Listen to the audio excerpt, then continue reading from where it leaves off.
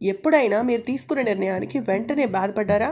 బహుశా మీ కొలీగ్పై కోప్పడి ఉండొచ్చు, అవసరం లేకుండా ఏదో కొనేసి ఉండొచ్చు, లేదా మాట్లాడాల్సిన చోట మౌనంగా ఉండిపోయి ఉండొచ్చు. చెత్త నిర్ణయాలు మన సమయాన్ని, డబ్బుని, సంబంధాలను పాడు చేస్తాయి.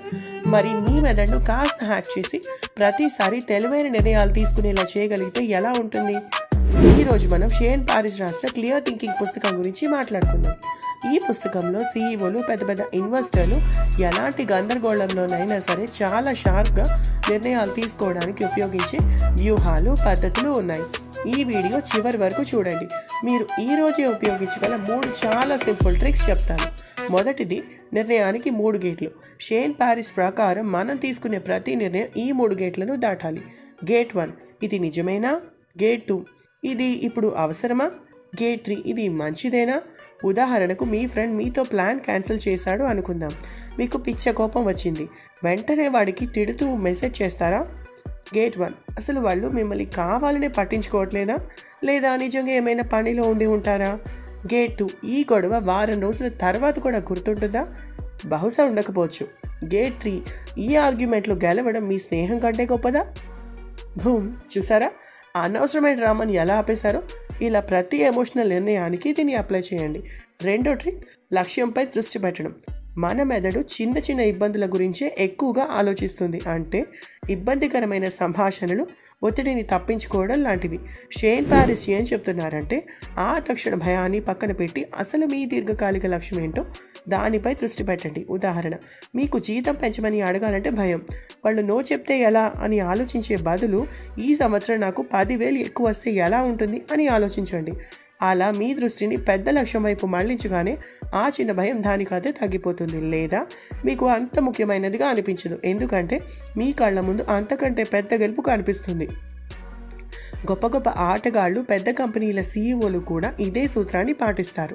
వాళ్ళు తాత్కాలికంగా కలిగే చిన్న చిన్న టెన్షన్లను, భయాలను పక్కన నెట్టేసి చివర్లో సాధించాల్సిన అసలు విజయం పైనే పూర్తి దృష్టి పెడతారు.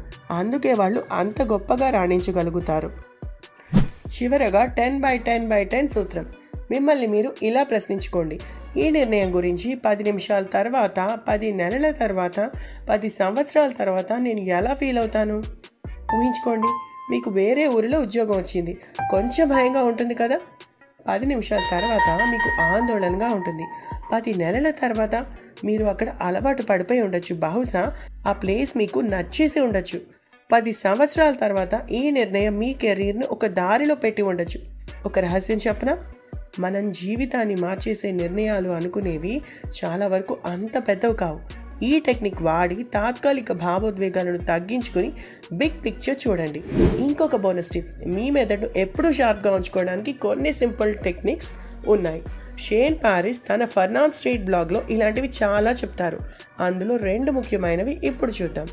తలకిందులుగా ఆలోచించడం, ఇన్వర్షన్. మొదటిది ఇన్వర్షన్ అంటే మనం మామూలుగా ఆలోచించే దానికి రివర్స్లో ఆలోచించడం. సాధారణంగా మనం ఒక పనిని విజయవంతంగా చేయడం ఎలా అని ఆలోచిస్తాం కదా, దానికి బదులుగా ఈ పని ఖచ్చితంగా ఎలా ఫెయిల్ అవుతుంది, లేదా ఏం చేస్తే ఇది అస్సలు జరగదు అని ఆలోచించండి. ఇలా ఎందుకు చేయాలి? ఎందుకంటే ఓడిపోవడానికి కారణమయ్యే పెద్ద పెద్ద తప్పుల్ని ముందుగానే గుర్తించామనుకోండి, వాటికి దూరంగా ఉండొచ్చు కదా. ఉదాహరణకు, స్టార్టప్ పెట్టేటప్పుడు ఎలా సక్సెస్ అవ్వాలి అని కాకుండా, ఈ స్టార్టప్ ఎలా దెబ్బతింటుంది అని ఆలోచించండి. ఒక జవాబు, డబ్బులు సరిపోకపోతే. అప్పుడు మీరు అనవసరమైన ఖర్చులు తగ్గించి అప్పులు చేయకుండా జాగ్రత్త పడతారు. సంబంధాలలో బంధం బలంగా ఉండాలంటే ఏం చేయాలి అనే బదులు, ఈ బంధం ఎలా చెడిపోతుంది అని ఆలోచించండి. ఒక జవాబు, ఒకరి గురించి ఒకరు చెడుగా మాట్లాడుకుంటే. అప్పుడు మీరు అలాంటి వాటికి దూరంగా ఉండటానికి ప్రయత్నిస్తారు.